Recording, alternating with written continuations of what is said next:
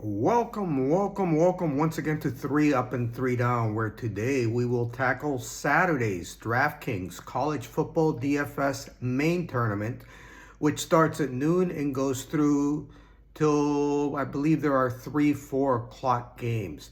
For those of you that were with us last week, I hope you won some money as I did. Out of our 6 picks, it was great. We had the jackpot hitter with Wisconsin running back Tawi Walker, who was almost 8 times value as he approached 40 points at only 5,300. We had 4 very good picks, actually 3 very good picks, 1 very good pick and 1 that wasn't so good. But 5 out of 6 is usually going to get you consistently in the money, even though it may not get you to the real big money. For those not familiar to our channel, in this particular show, 3 Up and 3 Down concentrates on fantasy sports, and I give you 3 players that I believe you should pay up for in a particular contest, and 3 players that I believe that are undervalued, underpriced, and should hit value. For those of you that don't know me, I am a retired sports writer, a fantasy expert. In the last 5 years, I've taken down 3 major DraftKings tournaments. We are a new channel, so please hit like, hit subscribe, and if you send me a comment and tell me you'll subscribe, whether you have any lineup questions or questions about anything regarding this college football slate, get them to me before 11 o'clock on Saturday morning, and I will make sure to answer as many as I can. There are some differences for those of you that normally play NFL DFS. College is a little bit different. You have 1 quarterback, 2 running backs, 3 receivers, a flex and a super flex, which could be a second quarterback. Tight ends are grouped with receivers, so you don't have a special position for tight ends, and defenses are not played. The other big difference in college football is that you don't get as much information prior to game time as you do in the NFL. NFL has to have injury reports, has to have inactive players. Some conferences mandate that, but a lot of times you don't get them till right around game time, sometimes about 2 or 3 minutes after. If a game is scheduled to go on TV at noon and it doesn't really kick off till 12:10, you may not know till after it's too late to make a change. So it's kind of like the Hippocratic oath, do no harm.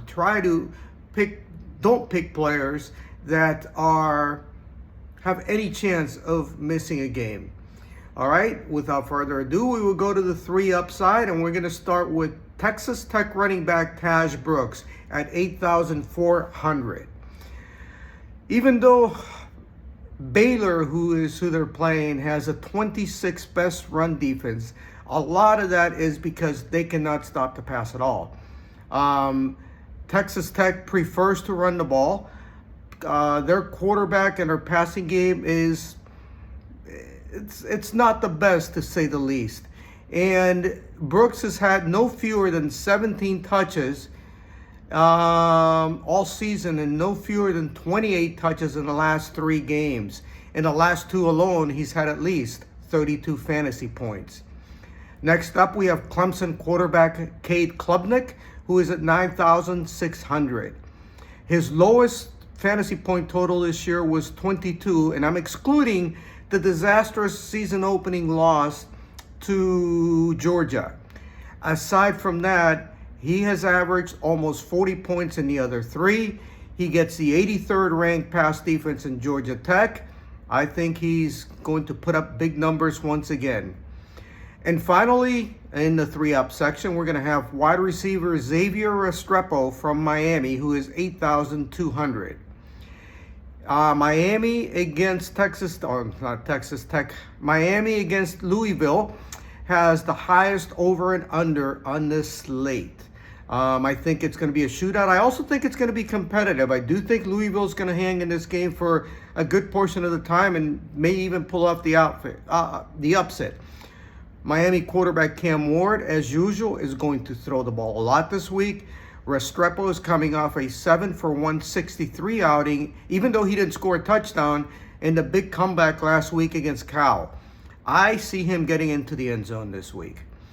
Now we go to the 3 down. 3 players that I believe are overpriced and have an outstanding chance of hitting value.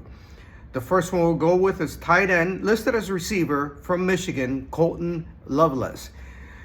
They are playing Illinois. Loveless is only 4,600.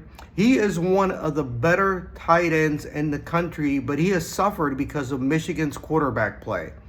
Now, at least as of last week, they have Jack Tuttle at quarterback, and Tuttle looked to Loveland on every key third down play. He ended up with 6 catches. I believe he is a steal.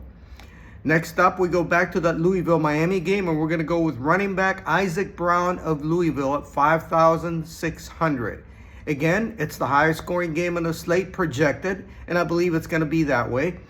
Brown became the starter 2.5 games ago, and he has had consecutive 100-yard games and a 7.8 per carry average. Even if Miami jumps out to a lead, which I think is possible as well, I think Brown stays involved because of his ability to catch the ball out of the backfield. And finally, on the 3 down, and this one you're going to have to check prior to game time, and it is quarterback Sawyer Robinson from Baylor at 6,800. 6,800 may sound like a higher price, but for quarterbacks, he's on the lower end. Now, you have to check prior to game time, not because of whether or not he's going to play. He's going to play. He's going to start. He's going to lead Baylor. The thing is, right now, there's tentative weather there saying maybe 15-mile-an-hour steady winds gusting up to 30. A lot of times that can bother quarterback, especially on the deeper throws. I would probably, as long as it's not something over 30-mile-per-hour gusts, I would probably stick with him. Out of this entire slate, Texas Tech is the worst team against the pass. I think that's a great position for Robertson. In the 2 games since he replaced Daquan Finn, he's thrown for 582 yards and 6 touchdowns. In the last 3 games, he's also rushed for 135 yards. I think that, provided the weather holds up, I think he is a steal at the quarterback position or your super flex. Going back and reviewing once again, on the 3 upside, running back Tash Brooks from Texas Tech at 8,400. Quarterback Kate Klubnik from Clemson at 9,400. And wide receiver Xavier Restrepo from Miami at 8,200. On the 3 downside, we have tight end Colton Loveland from Michigan at 4,600. Running back Isaac Brown from Louisville at 5,600. And quarterback Sawyer Robertson from Baylor at 6,800.